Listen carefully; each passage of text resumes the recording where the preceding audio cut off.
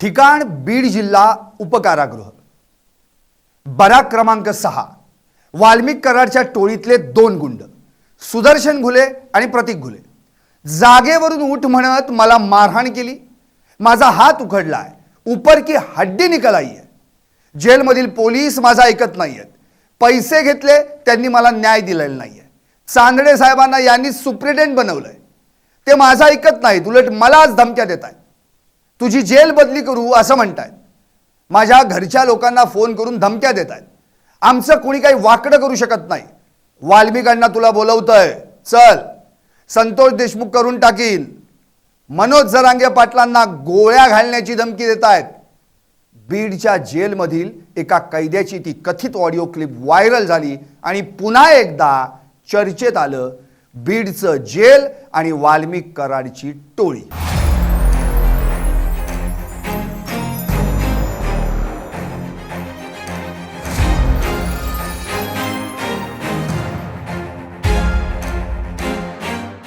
मेरा नाम अजहर अब्दुल रहमान पठान है। मैं अंबेजोगी का हूँ। मैं पर डायरेक्ट में था। सुदर्शन घुले, प्रदीप घुले और शंकर मधुकर शेख, ये तीनों आए और डायरेक्ट मुझे मारना चालू करे। मैं बात भी कर रहा तो बात नहीं करने दे रहे। मेरा हाथ है तो उखड़ गया, ऊपर हड्डी निकल गई और सुन रहे भी नहीं। साहब लोग अभी कोई सुन रहे नहीं मेरी बात और सब उनसे मिले हुए है, पैसे खा रहे उनसे और मेरे को न्याय दे बोल रहा तो मेरे को न्याय भी दे रहे नहीं। मैंने बोला ना तुम्ही जेलरला बोलले का? जेलरला बोललो, जेलर म्हणला, जेलर त्यांचाच माणूस है कि अन्ना ने बोला है, समझा रही थी कुछ। मैंने बोला मैंने आ रहा, मेरे को डर लग रहा। वो 9 नंबर बैरक में उन्होंने मेरे को माँ बुला रहे, मेरे को कर डाले तो मैं डरा।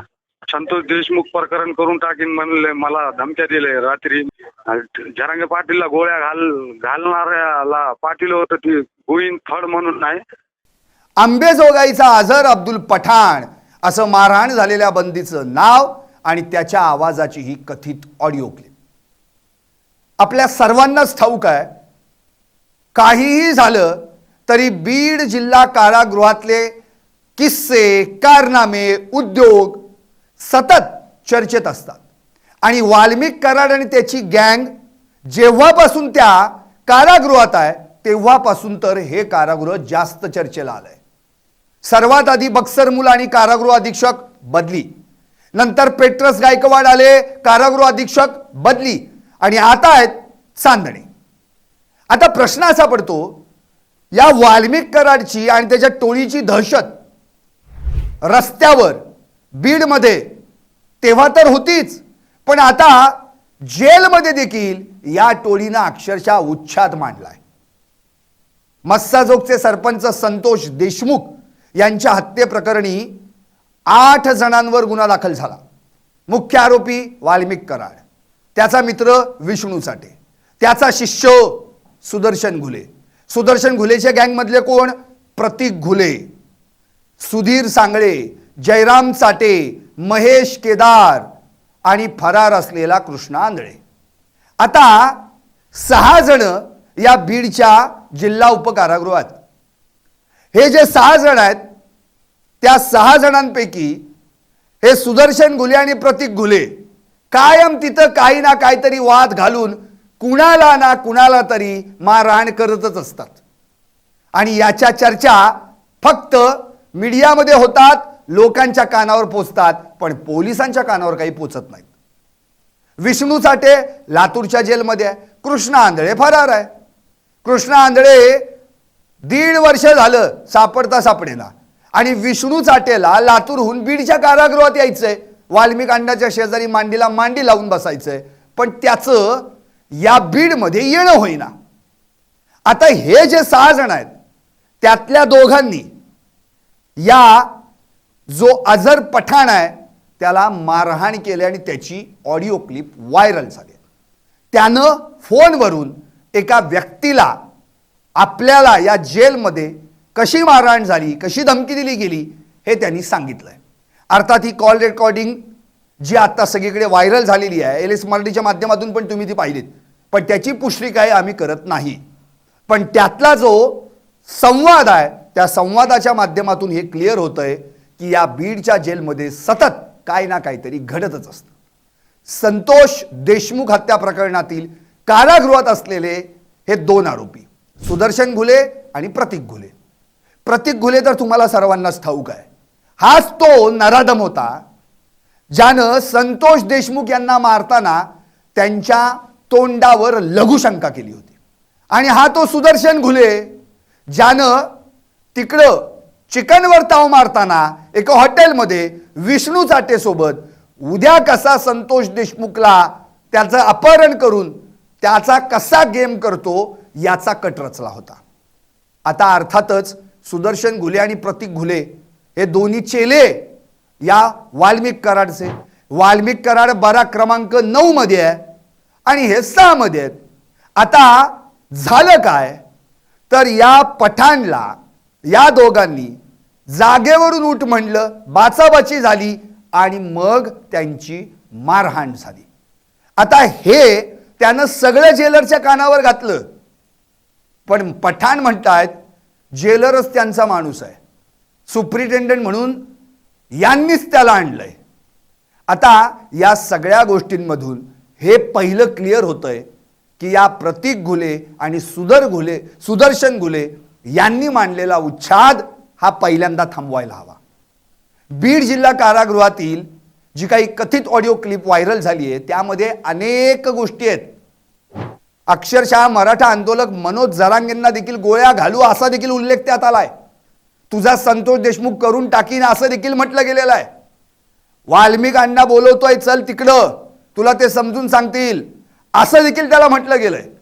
अर्थात LS मराठी या कथित ऑडिओ क्लिपची पुष्टी करत नाहीये. त्यातला जो काही संवाद आहे त्या अनुषंगाने जी माहिती हाती आली आहे त्याच बाबतीत आपण या ठिकाणी बोलतोय. सुदर्शन घुले, प्रतीक घुले आणि दुसऱ्या गुन्ह्यातला शंकर मधुकर शेप यांनी मला मारहाण केली असं पठाण यांनी म्हटलंय. माझा हात उकडलाय, ऊपर की हड्डी निकल गई है, कॉल रेकॉर्डिंग मध्ये धक्कादायक दावा या पठाण यांनी केलाय.